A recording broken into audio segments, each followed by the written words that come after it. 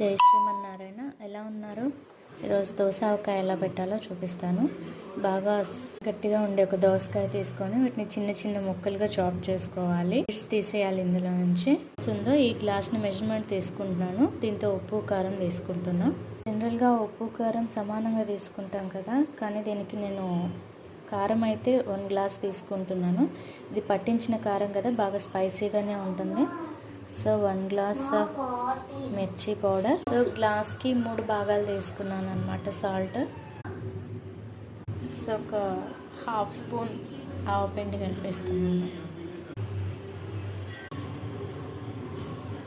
ఆగిల దెబ్బలన్నిటికీ ఉప్పు కారం ఆవపిండి పట్టేలా బాగా కలుపుకోవాలి. సో దీనికి పోపు పెట్టుకోవాలి. కొంచెం ఆయిల్ ఎక్కువే తీసుకున్నాను, ఎందుకంటే పచ్చడిలో కలపడానికి పచ్చి నూనె కాకుండా ఇలా పోపులో కలిపిన నూనె వాడుకుంటే బాగుంటుంది. బట్ ఈ పోపు అయితే చల్లారాక వేసుకోవాలి. నేను శనగపప్పు వాడట్లేదు. శనగపప్పు వాడితే ఏమవుతుందంటే కొంచెం తొందరగా పాడవడానికి అవకాశం ఉంటుంది. మినప్పప్పు, ఆవాలు, జీలకర్ర.